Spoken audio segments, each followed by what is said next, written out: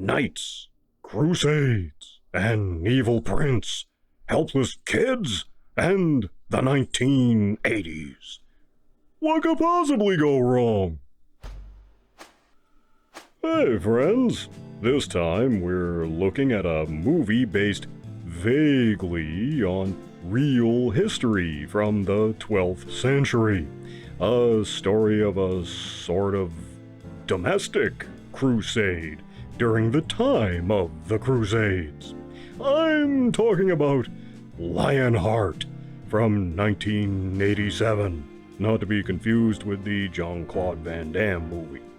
Eric Stoltz stars as a young knight who gets scared and flees during his first battle, so he feels dishonored and goes in search of his destiny and hopefully to find some kind of redemption.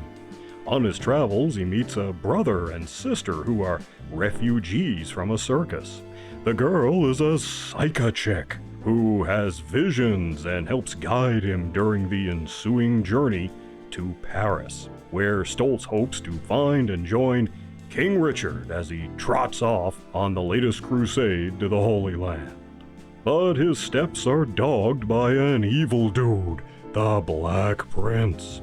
He hates kids and wants to sell them into slavery as a way to sort of thumb his nose at God or something. So he makes a deal with the Saracens to deliver a bunch of kids. When they reach Paris, Sir Stoltz and his crew encounter an underground city of children, and he is charged with leading them to safety with King Richard. The Black Prince is licking his chops at the idea of all these kids just ready for the roundup. Can this one disgraced knight and his motley band of kids thwart the Black Prince's evil plans? Lionheart was based on a sort of true story, but things for the kids in real life didn't turn out so well. Back in the day, a kid in France really did try to round up and lead a bunch of orphans to safety with King Richard, but they had to travel all the way to the Holy Land, and the kids who didn't die along the way were caught and sold into slavery anyway. Yeah. But that kind of thing never stopped Hollywood from making a movie. History, schmistery, greenlight it!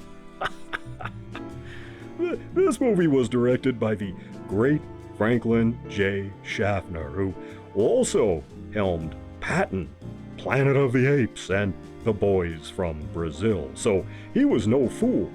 Lionheart was his next-to-last picture before his death. Jerry Goldsmith delivers a fine score, but sadly, not everything works.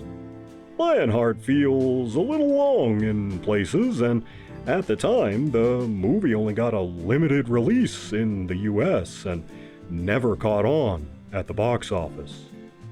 Eric Stoltz was one of the familiar faces in teen movies back in the day. He was in Memphis Belle, Some Kind of Wonderful, and he would have been Marty McFly in Back to the Future. He was dropped in favor of Michael J. Fox during filming, and some of the cutscenes with him as Marty are available to see. He's not very high energy in Lionheart. Some speculate that's because he insisted on wearing his heavy costume the whole time, which wore him out. Maybe he was going for some kind of holy man thing. Only Eric knows for sure. Gabriel Byrne is the Black Prince, a crusader who lost his faith and turned to evil. He brings the menace here, and he's quite good as the baddie. Nicola Cowper is the psycho chick. She's quite good as the quiet girl with the psychic abilities, although they don't call them that. You can kinda see the effect of having this second sight on her. She has this enigmatic distance here that's kind of interesting. And Deborah Barrymore, no relation to the famous Barrymores, is here as a tomboy knight. She's the daughter of Bond legend Roger Moore. She's okay here, not given tons to do, but she can swing a sword around just fine. All in all, a pretty good cast. I gotta say, the use of location shooting here really helps to enhance the story. The castles, interiors, courtyards, city gates, they're all real and look the part. The locations are real places, so they lend a reality to the movie that CGI never would. It's a big win for this picture. Yet, there is one element of the picture which I found to be a real letdown. This is a real world, and unlike similar movies that came out around the same time, like Dragon Slayer, there is no magic in this world, and yet the Psycha chick has this telepathic affinity that allows her to sort of communicate with animals, which we see a couple of times, and she has precognition in dreams or using tarot cards. She can foretell the future. And the Black Prince, when we first see him in action, he's being all evil and stuff. And he can sense our hero watching him, like it's a sixth sense or something he has. Then he throws a dagger at a sculpture of Jesus, and we see the statue start to bleed. And you're all like, oh, he has evil power and stuff. Later, he sort of appears in the mist and disappears. So naturally, you'd be led to believe that there was some kind of low-key mysticism in this world, a little like Lady Hawk. Even the poster for the movie hints at this mystic stuff, but there isn't much. They have the setup and never deliver. They never embrace it, so they have the foundation there for some kind of magic or mystic or psychic thing, but they don't build anything on it. And I'm not saying they had to go all Harry Potter wizards or anything. They could have kept it low-key and mysterious and it would have been great, but they never own it or do anything with it. It's a missed opportunity that might have helped the picture fare better, and it made me wonder if there were cuts or a change in direction halfway through the shoot.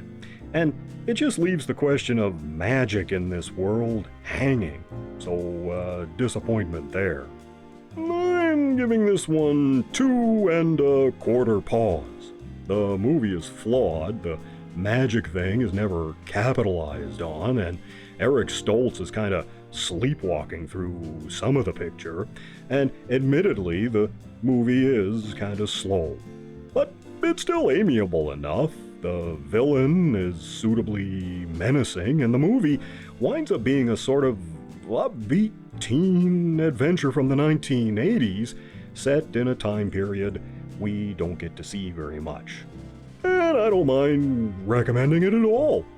Lionheart is available on VHS, DVD, and digitally from Amazon Prime.